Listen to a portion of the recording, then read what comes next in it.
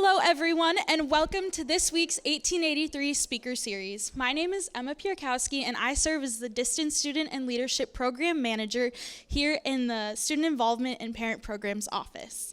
Each week, we invite a community or campus leader to talk about how today's student can develop their leadership skills, as well as other advice regarding personal and professional development. We hope you learn some valuable lessons in the next 18 minutes and 83 seconds.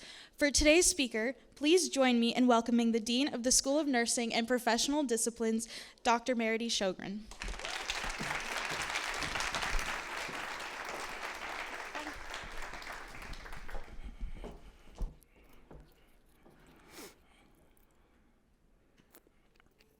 Okay, I think we're all set. It is a pleasure to be with you all.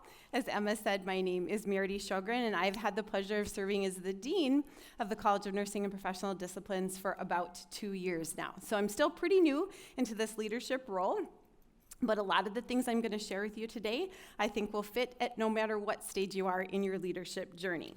So in addition to being the Dean, I thought it would be helpful for you to know a few more things about me. One of them is that I am a very proud UND alumni, and I come from the big hair generation, so that was a little bit of time ago. I am a nurse, and I'm a nurse-midwife. I love to live just outside of the box, so creativity is something that I really, really appreciate. And I am a pretty darn good baker. How many of you like baked goods? No cheers? A little bit of a cheer, okay.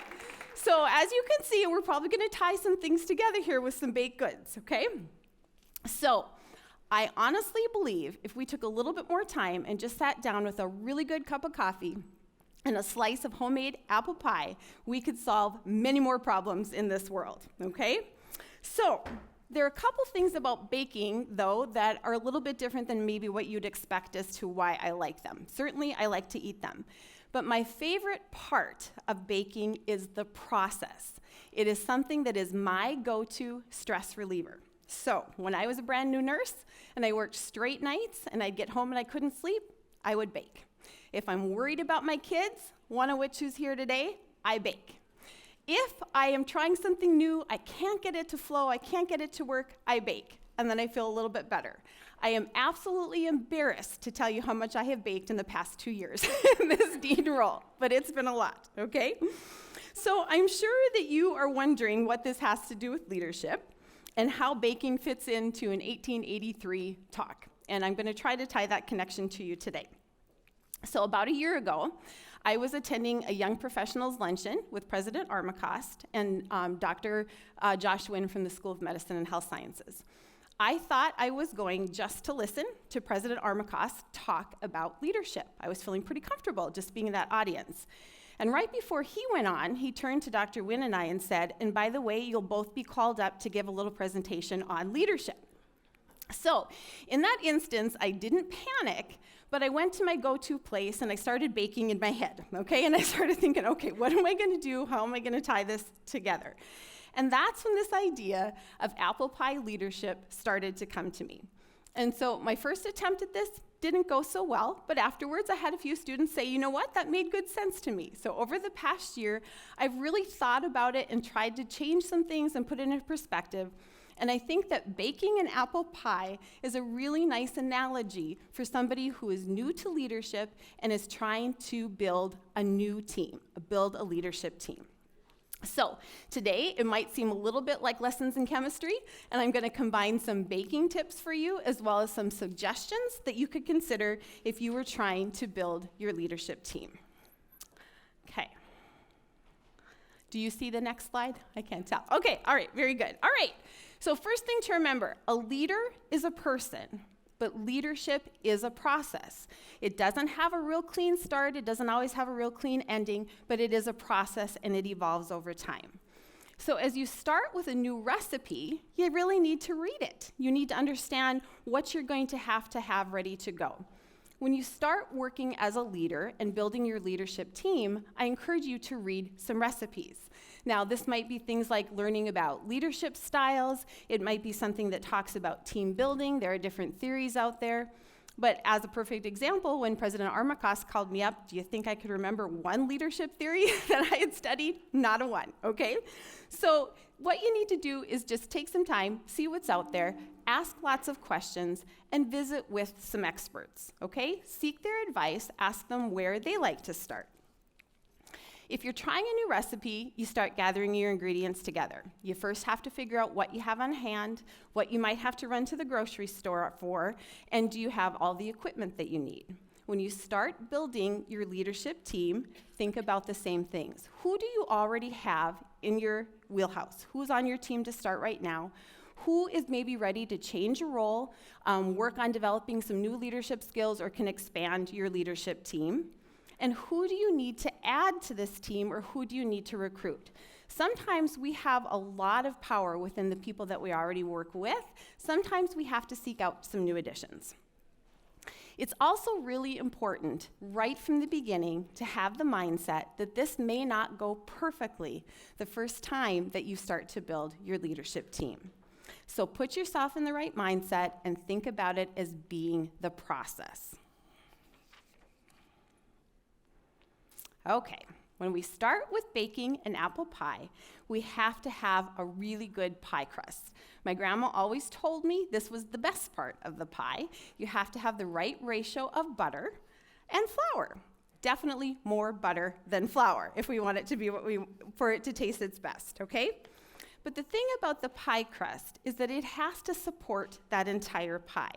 It's going to hold everything in, it's going to prevent leaking of that filling, but you still have to be able to cut it with a fork. You don't want something so hard that it's stuck in the pan, okay? You want to be able to cut through it. And that comes from those layers that are developed between your fat and your flour. So those layers become very, very important. If we look at starting to build a leadership team, we need to have that foundational crust, okay? So think about what your organizational structure is going to look like. Are you building an administrative team? Do you have to have people who are eventually going to carry out projects for you?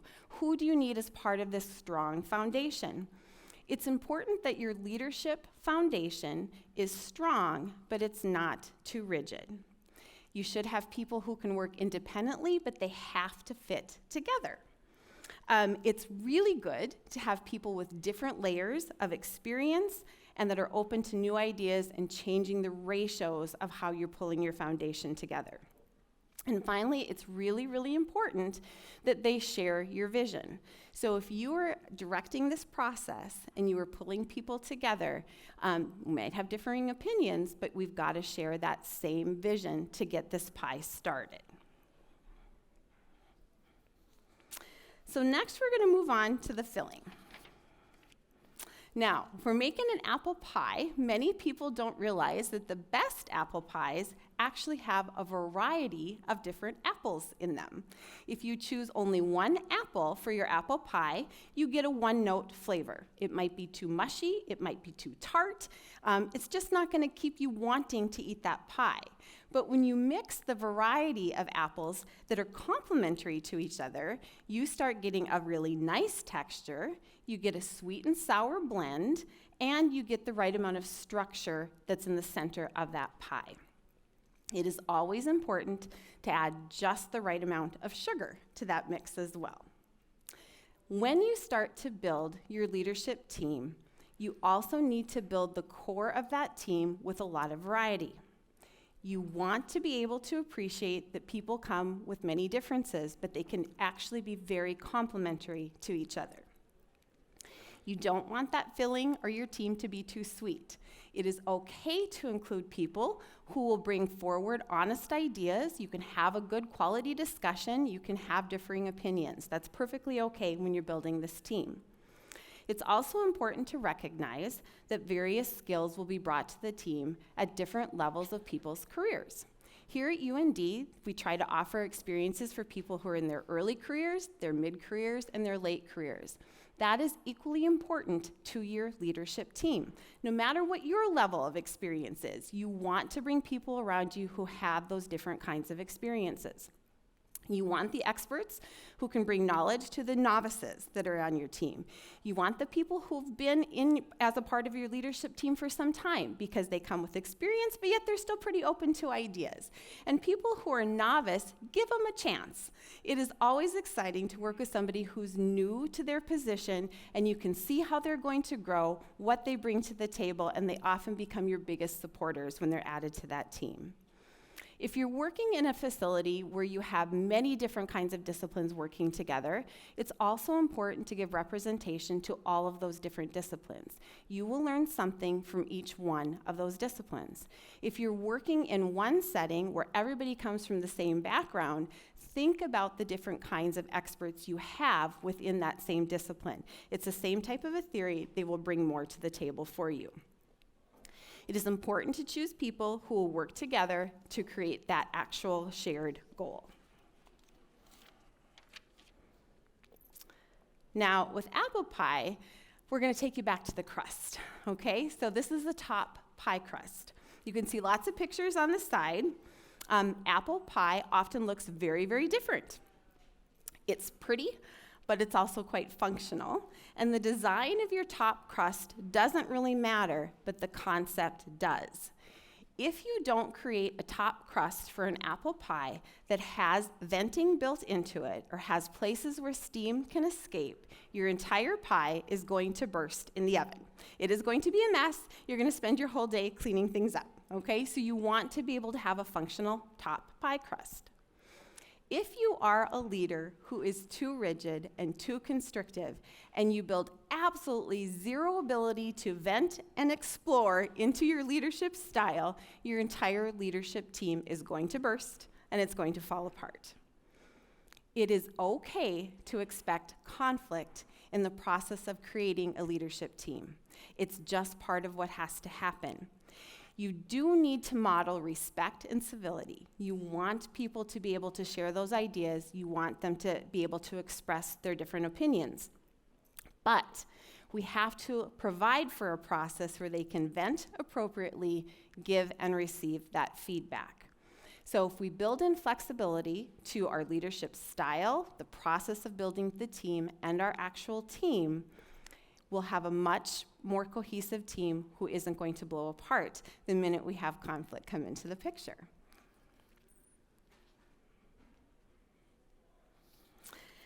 So then we've reached the part where we've got a team created, we've got a strong foundation, you have your core leaders that are built and close to you, you're working on your vision, and you've created your team. It's now time to bake that pie. In the world of apple pies, it's really important to choose the right temperature and to choose the right baking time. If you have an oven that's too hot, if you bake it too long, it's gonna burn. If it's too cool and you take it out too soon, it's not gonna stick together, it's not gonna look good, and it's really not gonna taste too good. So you have to have the appropriate time to bake.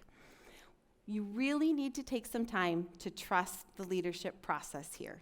Once you have pulled your team together, you need to give them time to learn how to work together.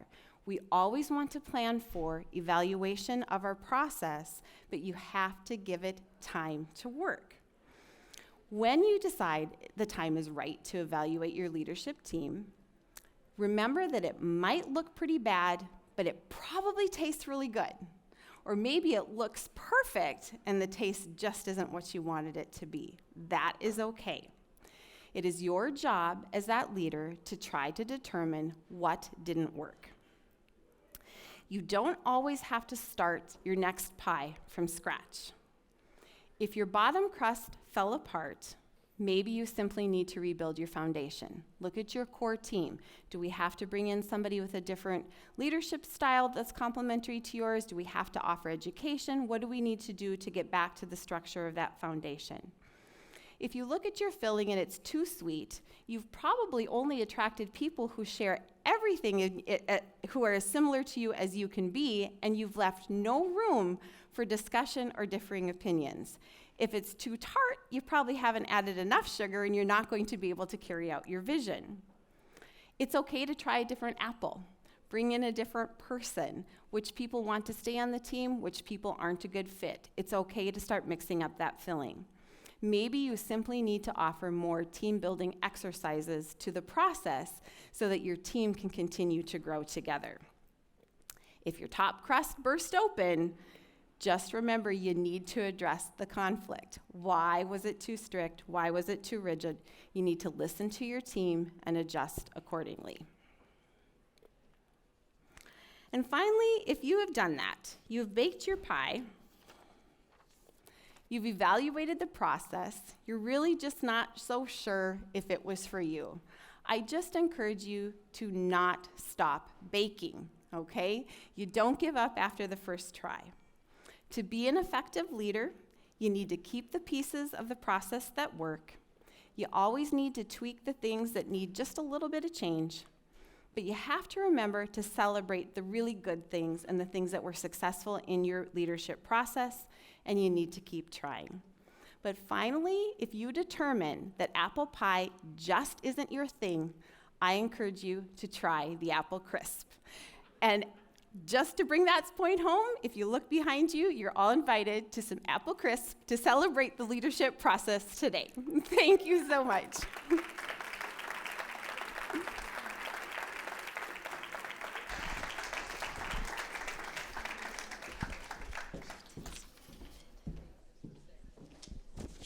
Thank you, Dr. Shogren, and thanks to all of you for attending.